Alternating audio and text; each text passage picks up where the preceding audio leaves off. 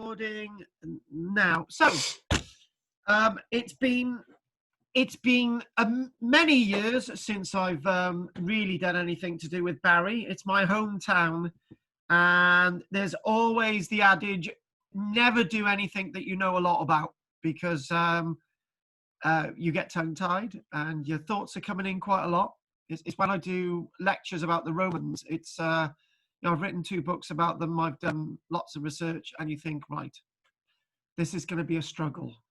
Even though you know so much about it, it's just like Barry and Porthkerry is no such exception. So what I've done is I've got a load of books in front of me. Instead of doing everything out of my head, we're going to do a load of stuff from the books that I've got in front of me, and Mary Trevelyan's going to be very useful tonight. So, Del, please tell me, you have been to Barry and Porthkerry, haven't you? Yes. Oh, thank goodness for that. What, you went to Barry avoiding the burial chambers, you went to Barry avoiding everything else that I've mentioned over the past few weeks? Yes. So, I think, without further ado, Ghosts of Glamorgan. Well, actually, I don't have any ghost stories in my own book about Barry and Porthkerry, which is not unusual.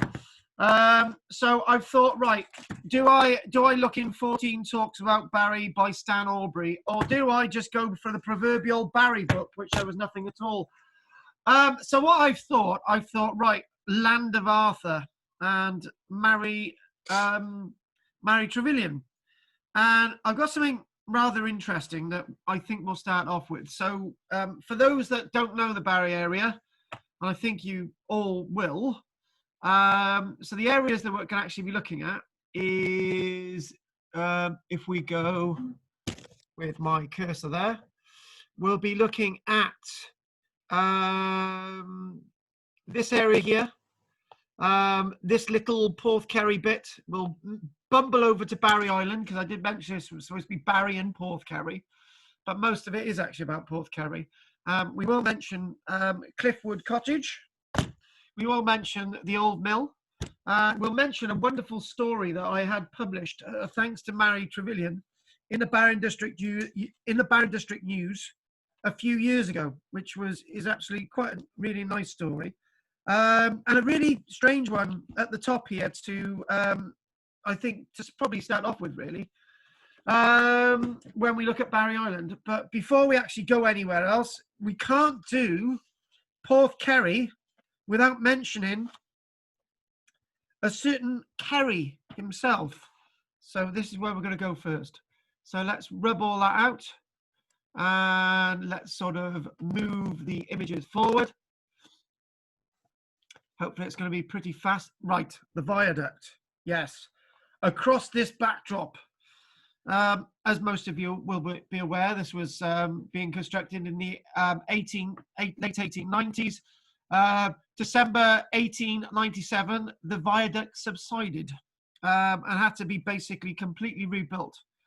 To take the train traffic, which had been already going over the viaduct, they decided to build a new train line, which took 3 months, all the way to the back of the valley, all the way around, and it then went through to Roos, and that took 3 months to do. And whilst they replaced lots of these piers on the viaduct, and train traffic continued flowing then, so that's good. So now, Mary Trevelyan, been very useful for me today. You will be aware of a certain figure in history known as Caradog, Caraticus, and I'm going to use Mary Trevelyan's own words. Bran's great-grandfather was Kerry. Now, if anyone knows anything about Bran the Blessed, the great Bran of old, B-R-A-N, which is the Welsh for crow, Bran's great-grandfather was Kerry. Now, who is Kerry? Well, some say that there's a direct link between Kerry and Caraticus, which we'll mention in a short bit. So, Bran's great-grandfather was Kerry, of whom it is said he was a remarkably wise man and constructed many ships at the expense of the country and its lords. Now, these ships were built in this locality, otherwise known as Porthkerry. It's named after this figure Kerry, as you can probably make out. Hence, he was called Kerry of the Extensive Navy, having numerous fleets at sea. He lived at the place called Porthkerry. Now, it's Kerry with a C, and it eventually became Kerry with a K, a kicking K. But it had been known at one point, Porthkerry with a little C. And instead of having a Y on the end, it had another I. So obviously things have changed over time. Porthkerry, according to Mary Trevelyan, in her book, which is over 120 years old, places Porthkerry without two R's. It's got a single R, which I think is rather interesting because place names change over time. Barry is no such exception, like many other areas. Porthkerry is quite a lonely spot in Glamorganshire. Actually, it still is in lots of ways, and it's a very weird place to go through at night. Lots of things are heard about Porthkerry going hump and bump in the night. Don't go near that viaduct because very strange things occur underneath that viaduct at the dead of night. Being a lonely place back in Mary Trevelyan time, and being a lonely place today. On the shores of the Severn Sea and westward of the present Barry Docks. The harbour would now be inadequate for the accommodation of a fleet, but back then it was. And its gradual decay has been attributed to sea floods, inundating excessive plains and sweeping away numerous castles on the coast. It's said of Porthkerry as follows, from an old writer, Sir Edward Mansell. So he's got a little bit of a link with Llantrithid Place, which we looked at on Wednesday. So Sir Edward Mansell, in his manuscripts, refers to the decadence of this port, not in the time of Kerry, which would be somewhere around, well, very difficult to get the dates there, but if he's directly related to Graticus, somewhere around 60 years AD. However, Mansell's referring to the Normans, somewhere around 1090. He says, they, the Normans, came to land at Porthkerry, where was then a good haven for ships before the fall of the cliff, there which was in our grandfather's days. Interestingly, rather interesting that. If we go back a little bit, let's sort of, oh, hang on. No, let's get forward a bit, actually, and then we can come back again. Now, what they're talking about, this wonderful sort of inlet. So I get my little sketch stuff up. So what we have is along there, going all the way out, and probably this cliff line going all the way out, probably reaching something like this. And then the harbour would have teased inwards, going all the way back. And again, the harbour then stretched, or the harbour bridge would have stretched all the way along here. So this is very much where the harbour bridge was in the past. You can see the excessive erosion along the coastline. So this would have been a great haven. And it's said that at one point in time, this is the cliff that he said collapsed, because directly on the top there, which we'll come on to, is the Bulwarks Iron Age fort, which was actually at some point occupied by the Romans. And it said, if this has got anything to go by, that some of the early Christians came to Porthkerry, and with the likes of Kerry being converted to Christianity at some time in the past, which is a rather nice little story. I've become quite fascinated with Porthkerry over the years, and there's a little story about those woods somewhere where you've got got the word Cliffwood written on there as well. But let's not do that story yet. Bingo. So when I was I was asked, well, this was in 2017 when newspapers actually printed decent stuff. In 2017, I was asked to write some Halloween stories about Barry and Porthkerry for the Barron District News. And you know what? Could I think of any Halloween stories about Barry?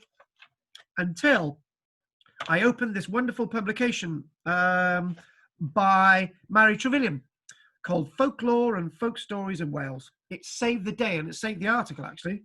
Found lots more bits and pieces, but nevertheless, thank you, Mary Trevelyan, again.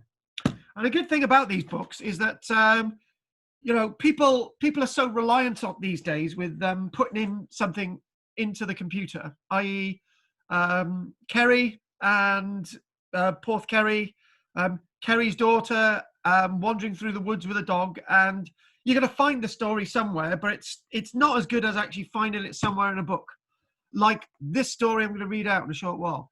So let's erode all that and take it all away, and let's move forward a little bit.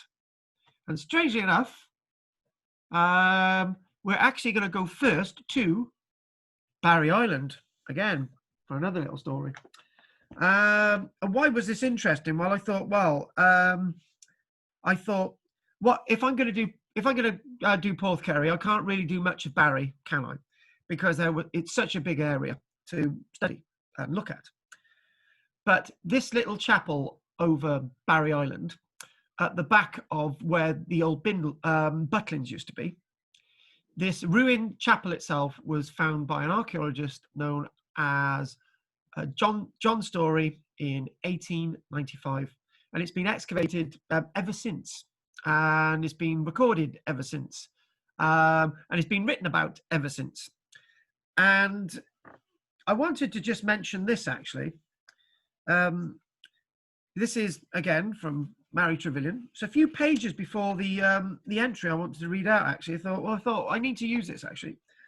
And something I didn't actually know was that when you have little chapels and churches around Wales, the one at St Govan's Chapel in Pembrokeshire, it's said that people would look to the rock fissures, you know, between the rocks. There's little beds, little fissures, and in them it's saying that they would look for sacred earth. This is known as sprinkling earth, which I didn't know that. Sprinkling earth.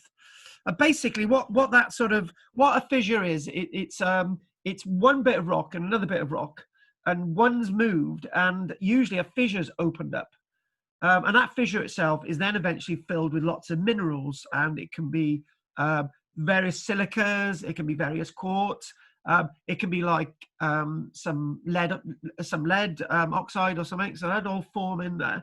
And that would all be shiny and sparkly, and that would be known as sprinkling earth. So that would be gathered up at these church sites. And it's also said that there's fissures at places known as Bardsey Island, Priest's Home, even Holyhead in the north, and St David's and Caldy Island. However, Barry Island is said to have its own fissures.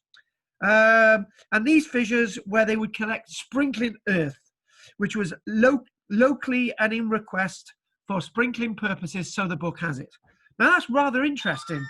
And why is it rather interesting? Because somebody that I know who's very active in witchcraft would go to church graveyards and would actually collect soil up from on top of the graves.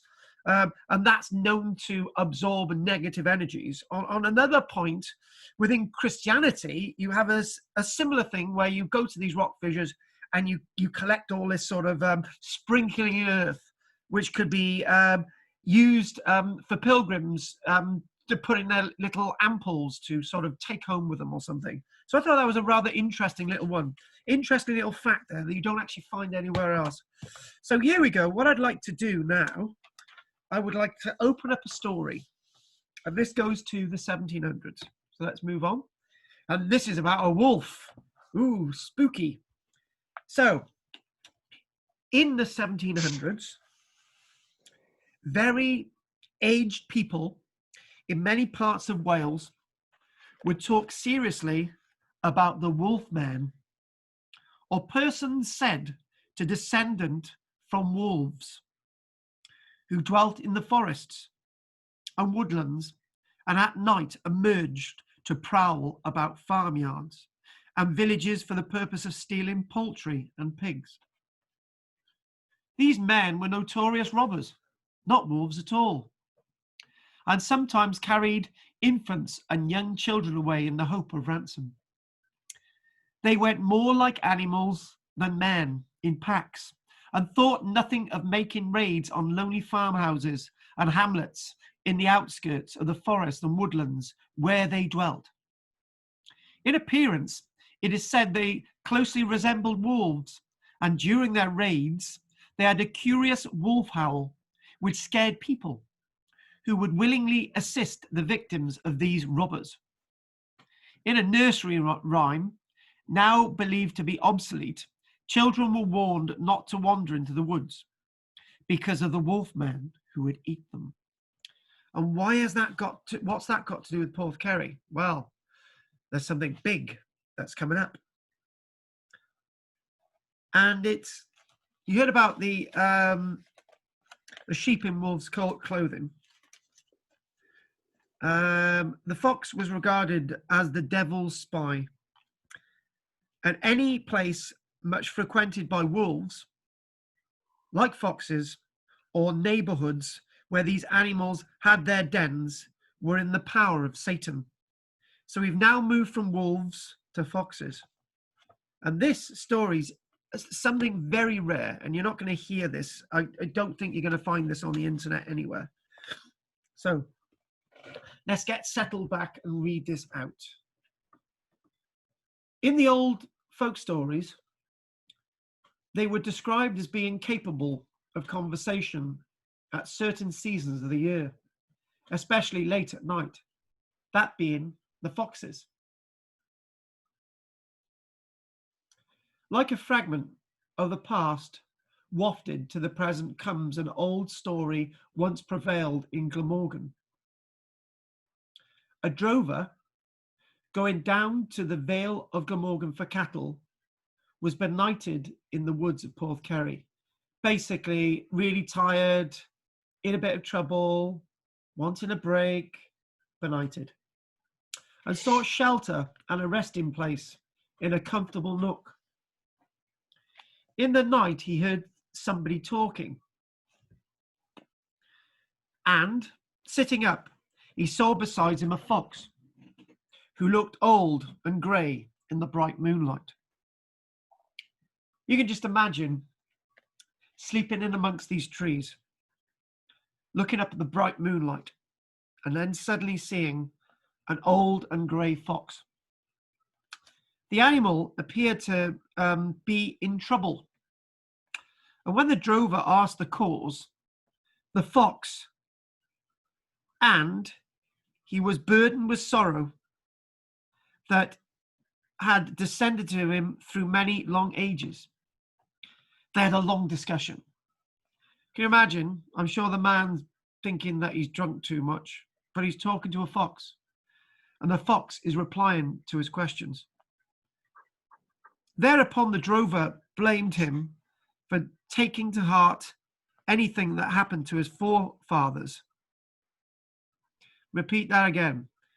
The drover blamed him for taking to heart something that may have happened to his forefathers, the foxes, and said not to worry. The fox said it was the sin of remorse for misdeeds done by the old ones of his far back ancestors. At this, the drover laughed. One minute he's talking to a fox. The next minute the fox is telling him that that he's remorseful about things that had happened in the past. And then the drover's laughing. Then the fox was angry, got very angry. I don't know how a fox gets very angry. Maybe it growls. And the drover, to pacify the animal, asked what the sin and remorse meant.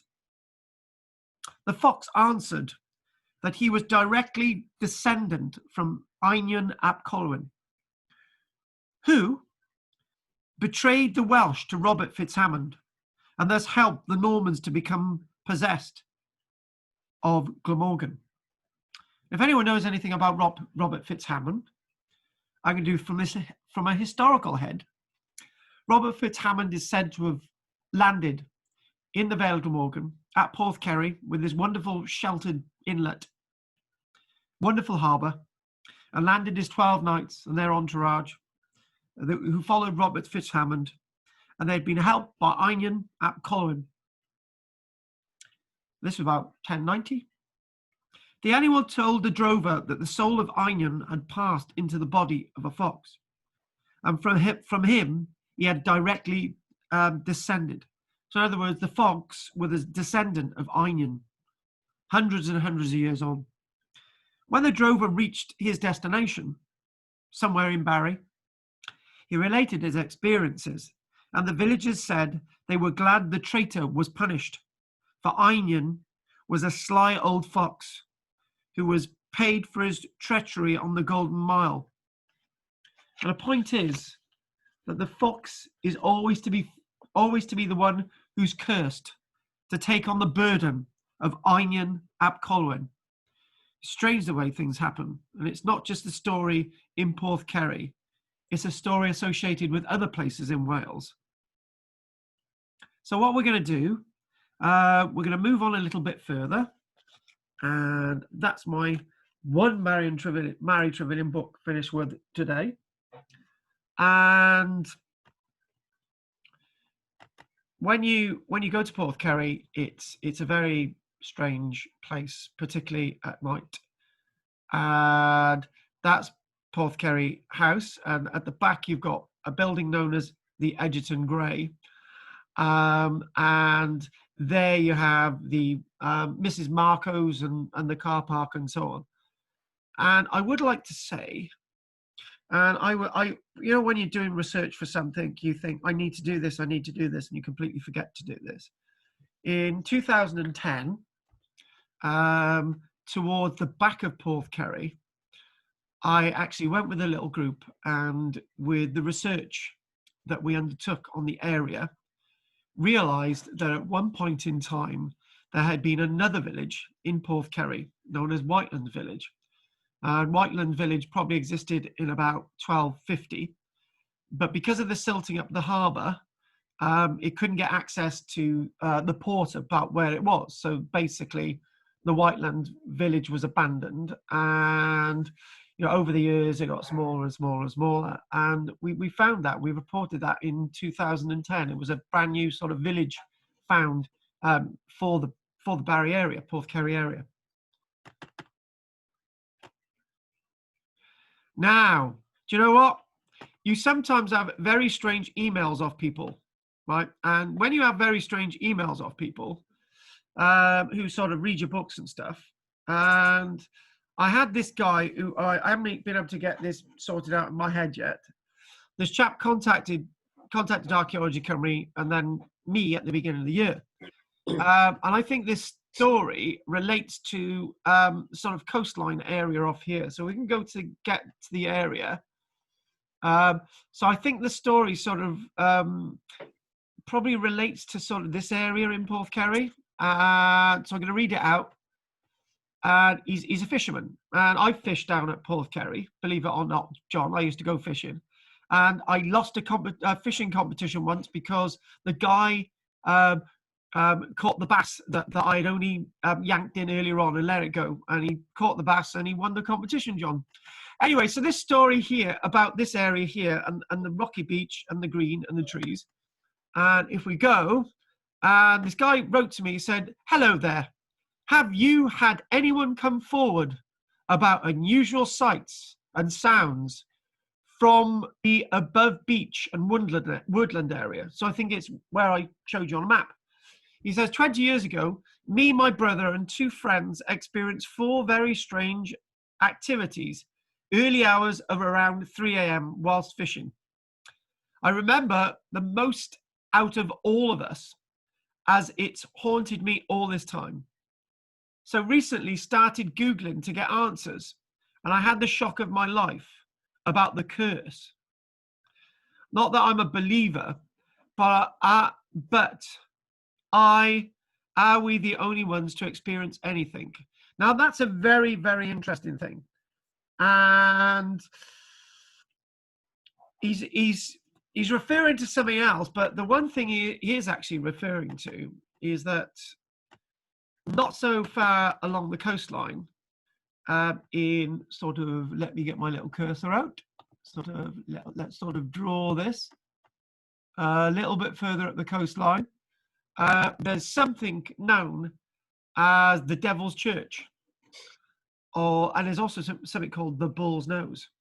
So I was sort of, my researcher, Richard, who does the research for Archaeology Cymru at our studio in Barry, who'd like to have a mention. He said that this place known as the Devil's Church was a place where people in Barry would be buried along the headland, because apparently they didn't have any other place to be buried in Barry. They may have been criminals and all these other things. An interesting thing is it's really haunted down in that area because from time to time human remains are found along the coastline there. And I wonder if that's got anything to do with that story that chap was talking about, because he'd been fishing directly below that point. It's a rather interesting thing, that. And I think the story of the fox that I mentioned was probably in this area, because in this area here, this sort of takes you from the main road in through the woods, through Porthkerry. And I went down this point at night, and it was very, very spooky indeed. Well, you know, a very spooky experience. And the thing is, up until a few years ago, there used to be a road that used to go underneath the viaduct, used to go all the way through to Porthkerry. But that road is no longer with us. It's been closed up to this area. So you can't exactly drive cars down it, unfortunately. But I think they did it because there'd been lots of boy racers driving down there in the 60s and 70s. And as we move on, this is a rather interesting site. This is the Porthkerry is, if we draw in here a little bit, Porthkerry is down here. If some of you are aware, in 2011, I think it was, the cliff collapsed. About 14 feet of cliff just fell into the sea, and all the caravans at the front had to be moved because of the cliff collapse. Now, this is a rather very interesting site, actually, if any of you are interested in the Romans and other things that go bump in the night, because if you ever go to the site known as the Bulwarks, there are 3 sets of banks and ditches here, various other sets of banks and ditches, and sort of more banks and ditches towards the northern side of the hill fort. And very interesting point. If you ever get to go there and the grass is about 2 inches in height, no more, no less, you can actually see various circles in the grass. Loads of circles, hut circles, loads of them, loads of different sizes, all in the grass here. And if you're lucky enough, you can actually see some other remains as well. The interesting thing about those other remains is that you can actually make out what some say is the remains of a very small Roman fort, or in fact, the remains of a Roman farmstead, because most of these fortifications, particularly Porthkerry, was when the Romans got to the area in about 60 to 70 years AD, sometimes before, sometimes after that. These places had been used as grain silos for storing grain and for storing animals. And it's likely that those circles on there might not be for habitation at all. They might be used for storing animals and other things. But anyway, let's not get into that debate. But when they had sort of taken over the landscape, what they basically said was that one family could live here in this area, and this would be their new farmed area. They were to farm it, and they would live in this small farmstead area here. So that's what the archaeology is actually telling us. So again, moving on a little bit more. And anything, there it is, there's our little sign, the Bulwarks Camp, Porthkerry. And it's rather interesting from different perspectives. This is looking down at the ditches and the bank. So you've got 3 sets of ditches, and you've got the inner scarp, the outer scarp, and all the banks in between. So you've got 3 ditches, and you've got all the banks in between. And it's quite fascinating. It's quite an oldie worldy site because it's full of lots of old yew trees. And if any of you know anything about your yew trees, you would know they're very powerful symbols for previous Christian religion in this country. And as most of us are aware, if you go to any church graveyard anywhere in Wales, if not Britain, you'll always find a yew tree. And in this locality, there is literally thousands and thousands of yew trees at Porthkerry. Some are really, really old yew trees. Well, they're not going to be thousands of years old, but they're very, very old yew trees. The one thing to be said about this hill fort is it's eroding at quite an excessive rate. And if we don't watch ourselves, lots of the hill fort will be lost in living memory due to the excessive nature of erosion. So what I'd like to do next, I'm just going to just refer to my little book. And this is where this story comes in. Now, I mentioned about the Caraticus. And this is where we come into a little bit of a ghost story. This is as you go from, you've got the entrance into Porthkerry Park. There's only one entrance into Porthkerry, so you drive down there. On the, as you're driving down, on the left-hand side, there's actually a pathway, and you go down this pathway. And I've got two stories to tell you. I think I'll do the Kerry and Iregane one after the first story. So I'm going to enlarge this if I may. Give me a second. Looks a bit spooky, dark and spooky. So when I many years ago, when I used to do guided walks down Porthkerry, I used to tell a story about 2 trees, and one of the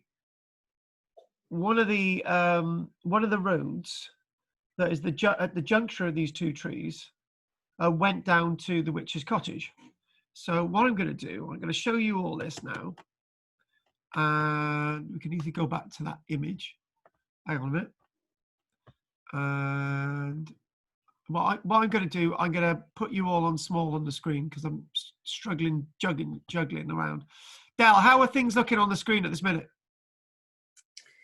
You've got a picture of the woods and I think the bulwarks and lots of other little pictures. Right. Big picture again? Yeah, you got the big pic. Yeah, got the big picture. Okay, hang on a minute. Right. So what we're going to do, I got this little bit of a plan up here, so I'll sort of draw on this one. So you had a path at the top here that went all the way down here, and you had this path going along here, and you had another one going all the way up here, and then it goes down the top, and it goes down something known as the Golden Stairs. Now, these 2 trees, at the top, there was one tree here, which was a really nice oak tree, and there was another tree here, which was an ash tree, an oldie worldy broken down ash tree. So this is all part of the story. So story has it that back in about 1750 odd, so we've got around about a time there, it said that a gentleman and his crooked servant went down to Cliffwood Cottage. They followed on, going down, this is known as the Old Barry Way. Then they went down past this area. Okay, I can't say the trees yet. They went down to Cliffwood Cottage, the house of Anne Jenkins. And the servant is said to have knocked the door. And why was he knocking the door? Because his master wanted a love potion. So they didn't get an answer. So the gentleman said to his servant, knock the door again. And they didn't get an answer. So the servant screamed out at the door, is there anybody there? And the most beautiful voice replied. Beautiful voice replied. She said, yes, I am in. What would you like? The gentleman said, well, I would like a love potion. And the voice inside said, oh, I can do you a love potion. So this is the way the story's going. Anyway, an hour went by and the servant and gentleman are getting really angry. And the gentleman whispered to the servant, if we do get this love potion, I'm not paying it because this is just taking too long. And no sooner as he'd whispered this to his servant, the door opened and this really haggard old woman came into the light of the gentleman and servant. And the gentleman said, what are you playing at, madam? And where's the young lady that was in the house earlier on and we could hear her beautiful voice? And she said, that was me. And he said, you're playing games. And he said to his servant, go and grab the potion bottle off her. And he grabbed the potion bottle off Anne Jenkins.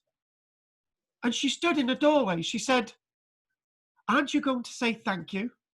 And the gentleman said, I'm not saying thank you. I waited here for a whole hour. And we are going to take this love potion. And if it doesn't work, we're going to be back. And she said, why are you going to be back? Because we are going to be back. What she was waiting for, she was actually waiting for payment. And she wasn't paid. So being a witch, she was very, very angry. She was very, very angry indeed. And as they moved further up the path, as they went to go back up the path, she was cursing them. And the curse went, you will never leave the wood. And guess what? The gentleman and the servant was never ever seen again. They never ever found the potion bottle either. And interestingly enough, when I first went down to Porthkerry many, many years ago, I used to see two trees. One tree here and one tree there. As I said, there was an old, tall oak tree, very slender but very tall, really nice oldie wooldy tree. And on this side, there was a tree that was gnarly and bent. And I used to tell people that the gnarly and bent tree represented the servant and the tall and straight tree represented the master. So that's that one story. But we haven't finished with Cliffwood yet. So if we can sort of move on a little bit. So this is all, that's the Cliffwood, that's the cottage. This is a really nice old green woodland. And if anyone was interested as well, half of the population of service trees to be found in the whole of Wales are to be found in the woods of Porthkerry. The service tree, which is a rather interesting tree. Look it up. half of the whole population of Wales of service trees are actually found in Porthkerry woodland. And some say in Cliffwood, but weirdly enough, I've never found any. To be honest with you, there's several descriptions of what a service tree looks like. But anyway, so we're wandering around in those Cliffwood there. And if we want to sort of move back to some of my other images. And there we go. Right, so here we go. Good. Back to this one. How is this sounding, Del? Yeah, that's good. Good. Here's the other story. It's from my own book, if anyone's interested. Romans in the Vale of Glamorgan. Available in the foyer afterwards for a tenner, if anyone's interested.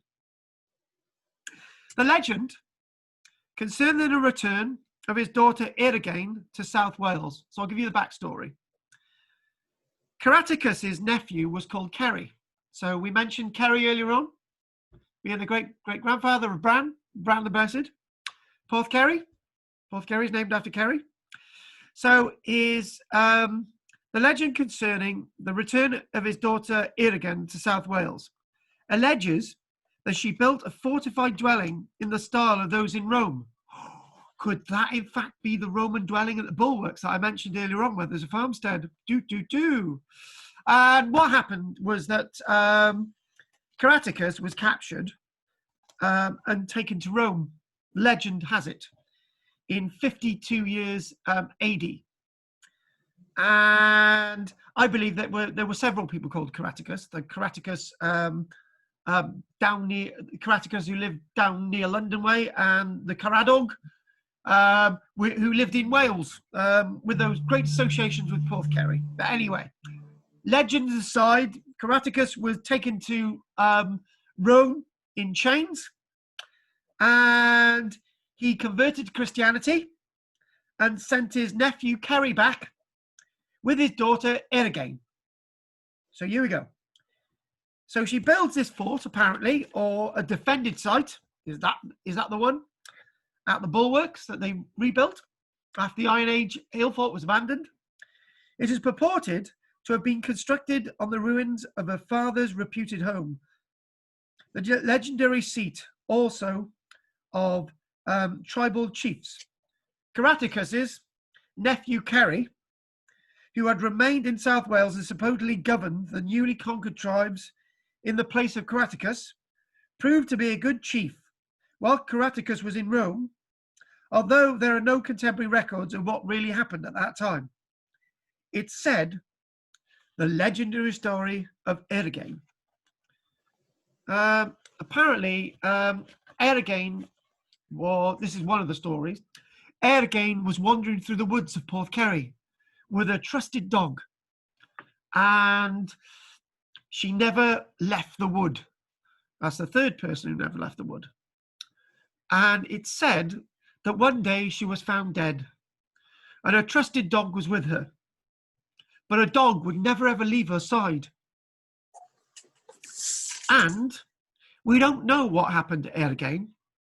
I think she befell with a fall and broke her neck. A dog never left her side, and eventually, after the dog had been fed by passers-by and strangers, the dog died as well. And we don't know where their bodies were buried. And it's said, through Porthkerry woodland, even today, you can actually see the ghost of Kerry as a white silhouette, not Kerry, of Iregane, as a white silhouette being followed by a trusty dog. And if you ever do see Iregane and a dog, you need to go up to her and say, why are you wandering these woods? And she might give you an answer. What befell you that day? And she might give you an answer. Or Iregane might actually take you to where her body and the dog is in fact buried. And at that point, you'd probably need to dig up her body and the dog's body, and you need to take them to hallowed ground and to be buried in a Christian way. And if you bury Iregane and her dog in a Christian way, her dog and her ghost will no longer wander the woods of Porthkerry. So that's another nice little legend associated with this wonderful landscape. So what we're going to do now, I'd like to tell you a little bit about this mill, actually. And we've got another story about Porthkerry, which we'll be coming up to. So I'll just double check my images to make sure it's all there. And there is the cottage of Anne Jenkins, which we will end with, so we know where we're going. So let me just go back a little bit. Thank you very much. Now this cottage, this mill itself, there's a rather interesting story associated with this mill, and there is purportedly some of the remains of it, but I think that's actually been sort of partly reconstructed, actually. And the mill, for anyone interested in Porthkerry, is to be found by hither. And it's a rather interesting mill. When I was a child, I could never find it, strangely enough. But the humps and bumps within the landscape. And what we have here, hidden in the trees, is a mill pond, which we will see on the plan in a moment. And leading all the way back here is a leat from the stream itself, the Nant itself. And what would happen is the water would be leated off, and the water would then lead to the pond itself. And what would happen in the summer months, when there wasn't enough water, there wasn't enough race in the Nant, that water in the pool itself, directly above the mill, which would have thousands of gallons of water in it, they would lift up the sluices, and then that would make the wheel go round in the summer months, when there was a clear lack of consistent water from the Nant itself. So if we sort of go back over to here, there's a little bit of the ruins. I love this little plan. Didn't have the luxury of having a plan like this when I was very young, when I was exploring Porthkerry and all the archaeological ruins and the woods, trying to find these service trees, looking at Cliffwood Cottage and so on. This itself has got apparently a direct link with Llewellyn Bren. And it's said that in Llewellyn's Bren time, this mill itself was actually burnt to the ground because the local manor house associated with the de Barry family, they weren't the Normans that Llewellyn Bren liked. It's said that this mill was burnt down in about 1315, 1316 or thereabout, as part of the rebellion, but it's also blamed on Owain Glyndwr. Anything that's not blamed on Llewellyn Bren for being destroyed in Wales is blamed on Owain Glyndwr. And you can still see the wheel there. And this is, if we look at this, diagram, there's the wheel. So we sort of really work out where we are. So there's the wheel. That's where the wheel would be. That's the front of the building. Those are the remains that you purportedly already seen. And this was a pond. It would be a very, very large pond. And there's a lead showing you the direction from the Nant that it was actually coming. It's probably likely, moreover, that this mill was probably abandoned at the time of the plague, actually, in about 1349. And that would make a lot more sense. Why would those involved in Llewellyn Bren rebellion go all the way down to these woods to burn this mill down? But because of the lack of grain, due to the lack of agriculture, due to the lots of deaths within the community, the miller wouldn't have had much work, and the miller probably died as well due to the plague. And at that point, the mill was probably abandoned. But the earthworks above the remains are rather interesting to look at. And in the summer months, mind, in the winter months, they're very mucky and very muddy. You don't get much of an experience that way. So there we go. Oh, and there's the sort of the reason why. Can I just say one little thing as well? I will sort of enlarge this. That's sort of all that's left of it, really. The reason why I'm sort of doubting this, it doesn't look like the type of mill, medieval stonework. It looks like it's been sort of reconstructed, and actually lots of bits and lots of walls and things were reconstructed in around Barry in the 1970s. And the sad thing is, when a leaflet was issued by the local preservation society, it said that that a coin had actually been found within the walls of, it was Cliffwood Cottage actually, and people were thinking, oh, there's lots of coins within these old medieval buildings in Porthkerry and later buildings like Cliffwood Cottage.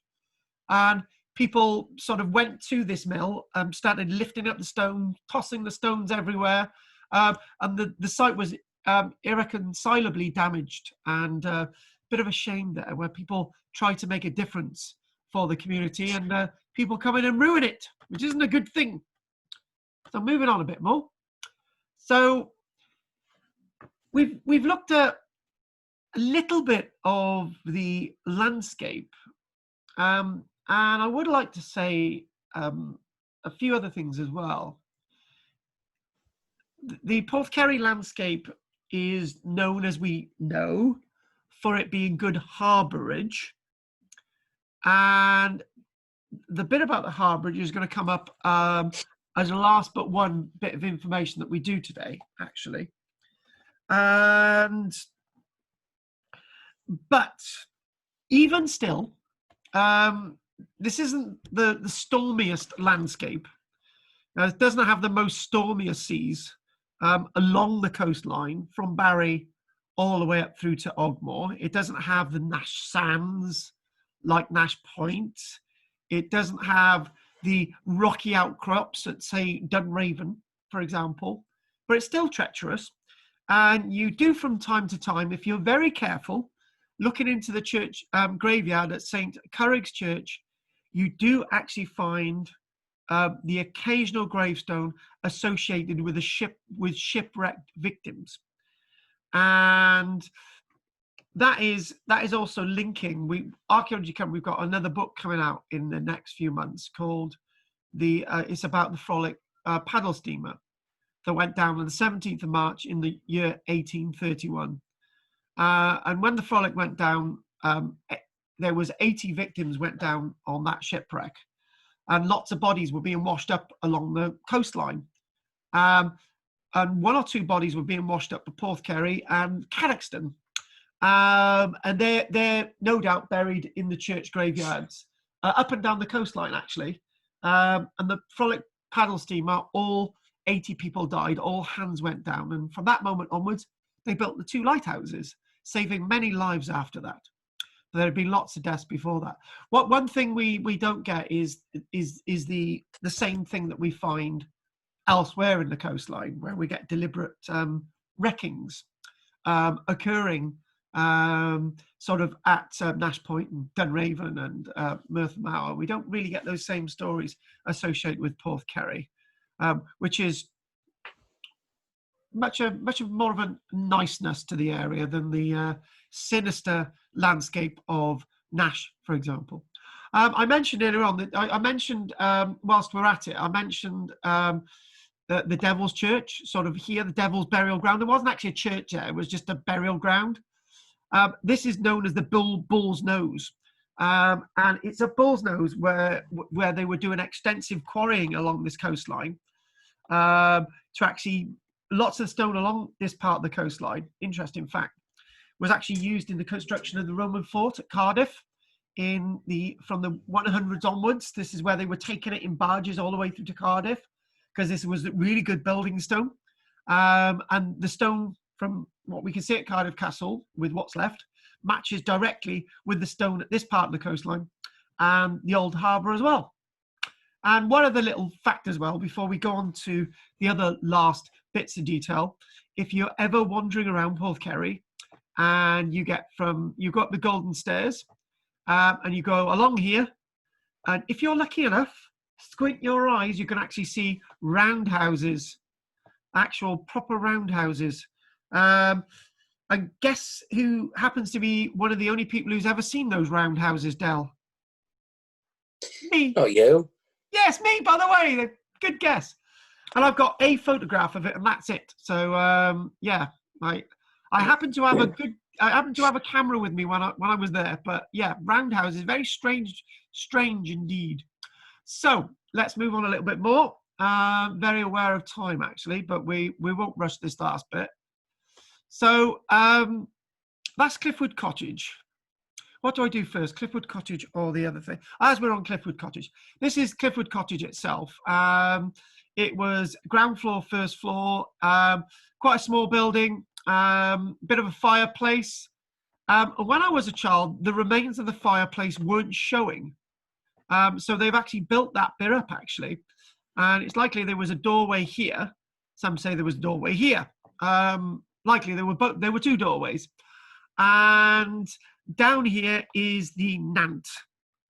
And it said, I've got to add Amy into this. And whilst I'm actually, I just want to see what this chat thing is at the bottom. Carl, put the sign up again from the National Trust so I can finish reading it. What? Anyway, oh, I see what you mean. You mean, yeah, I'll put that up. I'll put that up a little bit after when we're asking questions, John. So we'll do that. So so we got the Nant there, and it's believed in about 1750, a lady known as Anne Jenkins used to wash her clothes in that in the Nant there. One of the very few buildings in Porthkerry that are still being lived in the 1700s. And her son, otherwise known as William Jenkins, is actually become a reputed wizard. And his body is actually buried, strangely enough, a witch, buried in a church graveyard at Cadoxton. And that's her son, William Jenkins. And he was a bit of a man for the women, bit of a jack the lad. He was a bit of a he was a bit of a money lender, but he did his craft as well. Anne Jenkins, whether that story associated with Anne Jenkins is true or not, associated with the gentleman and the servant, is open for debate. But it's nice to believe it actually, what those two trees represent. And unfortunately, people, those trees are no longer with us. They did exist 30 years ago. Yes, they did 30 years ago, because I can remember seeing both of them, a nice slender tree and a crooked tree. They're no longer with us, unfortunately, so they're gone. So one thing, I've got to do something with my screen. So what I'd like to do now is the next bit of the story. Next bit of the story, Morning Glory by Oasis. I know you're a fan, Del. So here we go. So what I'd like to do is the last bit now from my own book. So here we go. You know, I've not done this, I've not mentioned this in all the stories I've done. So back to Porthkerry there. So if we want to draw a couple of things on you in a minute. So haven't exactly got what I wanted, so we'll just do a bit of drawing. There you go. Out by here is something known as Castle Rock. It's in the sea. It's actually 200 meters further out, but you get the point. And it's just off the headland of Porthkerry, Bulwarks.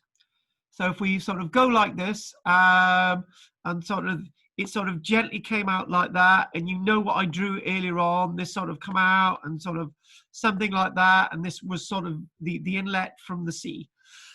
Now, here we go. At 9 a.m. on either the 20th of January 1606, Julian calendar, or the 31st of January 1607, Gregorian calendar, for 2 long days, there was a great storm, some believe a tsunami, others a freak tidal surge being fueled by a westerly gale. The murmuring surge, which carved up most of the coastline on either side of the Bristol Channel and penetrated inland in the Vale of Glamorgan as far as 2 miles. Such a powerful surge had the energy to create a cut-off castle rock just off the bulwarks. And what do we mean?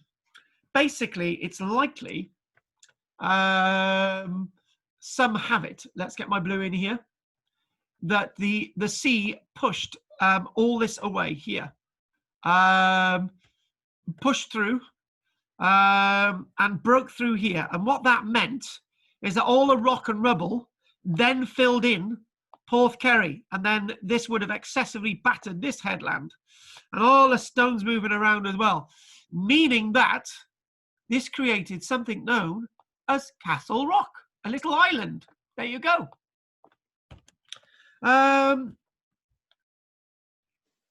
And this was a bastion against the sea, and it was excessively damaged in 1796.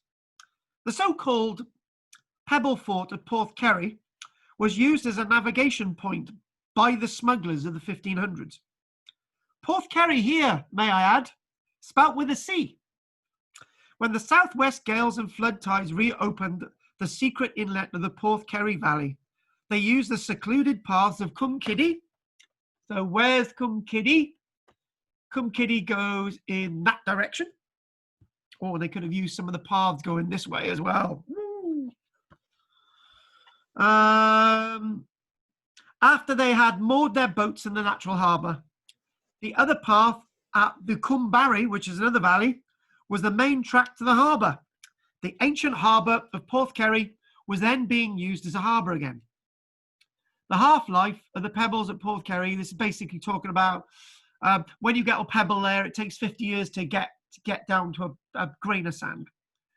And finally, taking us up to sort of modern times, really, the marshland of the Porthkerry harbour, where all the blue arrows are, was reclaimed as farming land after the 1600s, and in time it became perfect grazing land.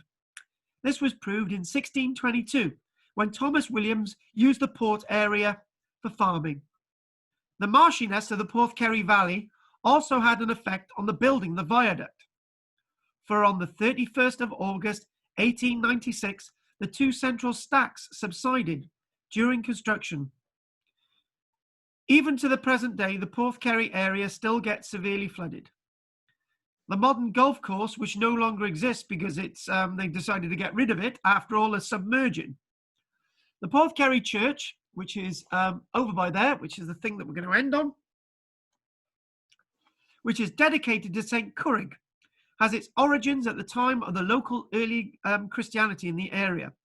Historians over the ages have suggested that ships were recorded as being wrecked on the Castle Rock, which would eventually be the name of this. That's the platform that's been created.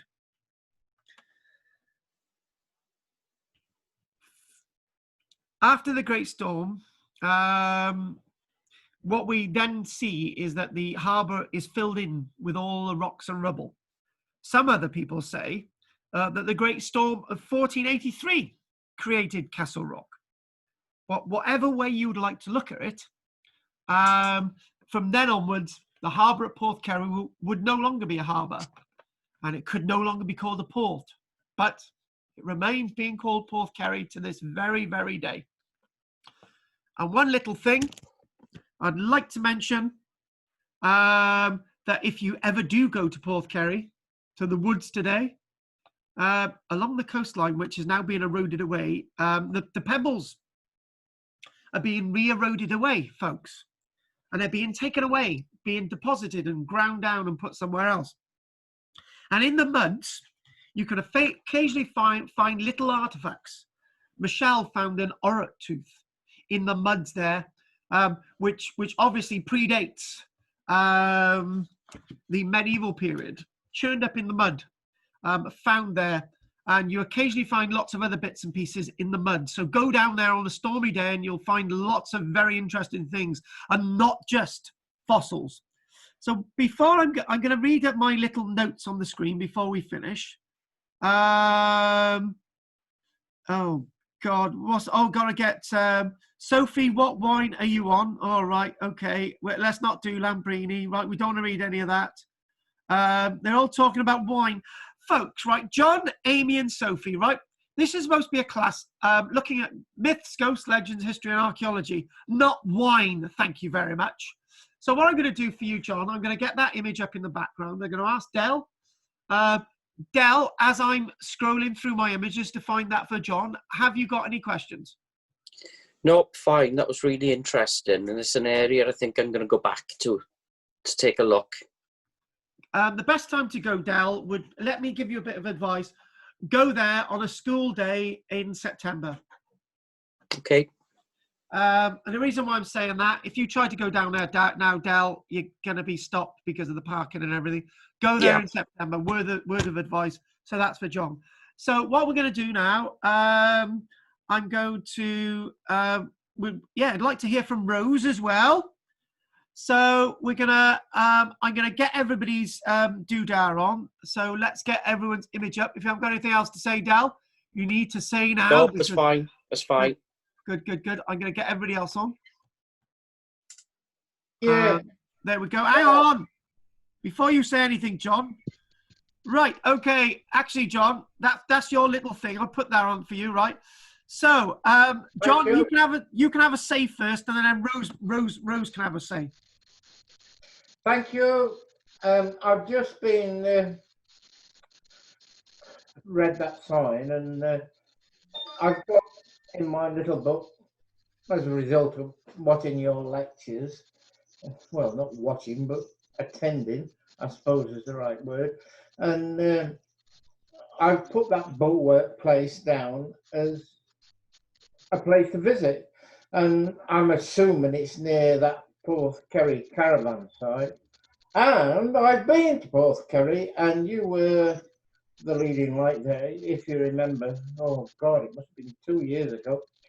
I brought one of my grandchildren there, and we did Porthkerry, and yeah, the legend of the love potion you gave. Oh yeah, exactly. We did. Oh yeah, I can remember you were there that day, John. Exactly, I can remember.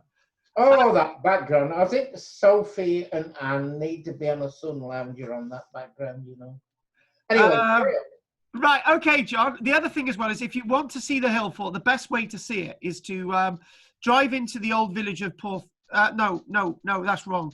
As you go off the road just after the turning for the old Edgerton Grade, because so you go past the airport and you go past some thatched cottages on your left, and there's a road that goes down to Porthkerry, which will take you to the old Edgerton Grey and the viaduct. However, what you need to do is take the next turning on the left. When you take the next turn on the left, it goes left to the village, or it goes right to the caravan park. Park just before the gates of the caravan park. Walk onto the caravan park, and on the left you see this sign, and it takes you into some trees, and then when you see those trees you dive into the bushes and you see the humps and bumps on the right. Don't go and see the humps and bumps on the left, see the humps and bumps on the right. Right, Rose, would you like to say anything? right. Thank you. Yes, I'll follow that up, and I have got other venues. John, I've made a note. John, let Rose talk now. Right, go for it. Rose, go ahead. I'm all yours. Hi, can you hear me? Yes, I can, lovely. Oh, great, yes. I'm from Barry, and I used to go down to Porthkerry quite a lot with my dogs. Yes. And it's really interesting because you pointed out stuff now for me to go out and have a look at, because I've been down there, but you didn't really realise what was down there. And it was a really interesting talk. I really enjoyed it. So I'm going to go and seek out a few things that you've pointed out now when I go down there. But it was really good. Do you know what? Do you know what I'd like to do? Maybe I should do another one on Barry and Porthkerry in the near future, because next week we're doing Sully actually. Yeah, I'm on that one as well. Oh, brilliant! Excellent. You're on that one. Okay, brilliant. Yeah. Well, we haven't got rid of you then. No, it would be great to have you along, Rose. It's good to have a new face with us, and when we I'm glad Del and John and you have got something out of this. This is great. Right, who else? Undo your mic, Soph, babes. Hello. Hello, Soph. What would you like to say? Yeah, that was really interesting. Enjoyed it. I think next time I come and visit Amy, we'll have to go on an adventure to some of these places because, yeah. Do you know you'll find all of this really accessible for you, and Oh, that's good. but word of warning for both of you, right? Mhm. Don't waste your time going down there now. And it's the same for you, Rose and John and Del. Don't waste your time. Go there in September and October. Enjoy Okay. it, because it'll wreck it for you. Don't go there now. Okay. What about you, Amy? Anything? I've been to Porthkerry myself, and I found it really ominous. Was it the Golden Steps you said? The Golden Stairs, yeah. It was them that I went up, and I found the path after just went on and on and on, and it didn't seem to end. It was really, really ominous. I didn't like it at all. Do you know what? Yeah. Yeah. I don't like being down in Porthkerry after dark. It's not a nice place at all. No, I Talking wouldn't about being in dark places, Gillian, what would you like to say? I'd like to know what exactly the chap fishing said he saw. Do you know what? Right, I think he's going on about the. I think he's going on about the ghost. But the weird thing is right. I need to get more detail off him. And do you know what the good thing would be? To have another one about Porthkerry and Barry, and to be completely able to answer what he was talking about. I think that's what. So we've got to do another with Barry and Porthkerry. There was we were going to do suicides, murders, and drownings off Barry Island, but we decided not to do that one. The reason why we were going to do suicides, murders, and drownings off Barry, because we got lots of we got about 30 newspaper cuttings from the late 1800s, early 1900s, and most of them start off with this: an amazing event occurred on Barry Island. 3 men were drowned out at sea. It was so exciting. I think it would be good. I think that would be a good one to do. Yeah. All right then. Okay then. If that's what you want me to do, I will do it. Right? Yes, but it's a please. really morbid thing to do. Yes, Oh, but yeah. I think it'd be Love the good. morbid. So I know Amy would like me to do it because she's a bit sick. Me and Sophie got to watch out for me. Oh, we're all a bit weird. So if there's no more questions, we will be doing next week. Next week we'll be doing Sully, and Sully is going to be a strange one because there's a murder in Sully, which I will be doing, and it's quite a distressing murder, and it's quite topical with what's happened in America, and I'm not going to say anything more. If anyone would like to say anything else, it's fine. It'll be great to see you back next week, Rose as well, and Amy and Jill and Sophie and John and Del. Don't forget Wednesday evening, this Wednesday, if anyone is interested, we will be doing, where's my book? Oh God. Oh, it's my book. Oh, we will be doing this. Lost Churches of Cymru. And we'll be doing Churches Part 2. So I'm going to be visiting St. Mary's Caira, because I remember St. Mary's Caira when it still had a roof on it, right? So we'll be doing that, but loads of smashed up crosses inside. So we'll be doing that on Wednesday, and I'll be doing another church that I've done an archaeological excavation at, which we found out wasn't a church at all. We'll be doing some other places in this book. So anyone interested in that on Wednesday who isn't joining us on Wednesday, because we've got quite a group on Wednesday, you're welcome to join us, Rosemary, on that one if you want. Thank you. And if anyone, yes. So that's it really. And Gillian, just to wind you up, don't forget to buy my copy, Ghosts of Glamorgan. I've already got it. Gillian, buy a second copy of Ghosts of Glamorgan. I don't need to. Oh, hang on a minute. Buy a third copy of Ghosts of Glamorgan. And Del's already got 4 copies anyway, so he can have a 5th copy. Do you know, I bumped into somebody the other day. They said, oh, I've got a copy of your Romans in the Vale of Glamorgan. And I said, how did you get hold of that? And I said, well, they bought it off somebody else off the internet, and I thought you. So anyway, so if nobody's got anything else to say, I'm going to leave you all now. That's been great. If anyone wants to have a chat afterwards about anything, they may, but I'm going to say goodbye to everybody first, and I will be hanging around. So Jill, see you on Wednesday. Sophie, see you on Saturday. Amy, Saturday. Del, 4 times Wednesday. next week. Bye, Dad. Rose as well, and John. Anyway, thanks for being with me tonight on this journey. Night, Bye, folks. all. Really good. Thanks very much. Bye, Thank you, everyone. Rosemary. Bye, Thanks. everyone. Bye. Cheers, Bye. Jill. Cheers, Good night, John. everyone. Amy, Sophie. Bye. Bye-bye. Bye-bye. Bye Bye-bye. bye. Bye-bye. Camodra Bella. See you, John. John, see you soon. Don't let the bed bugs bite. And it's just me and you, Amy. Finally, for once. What a knob! I know.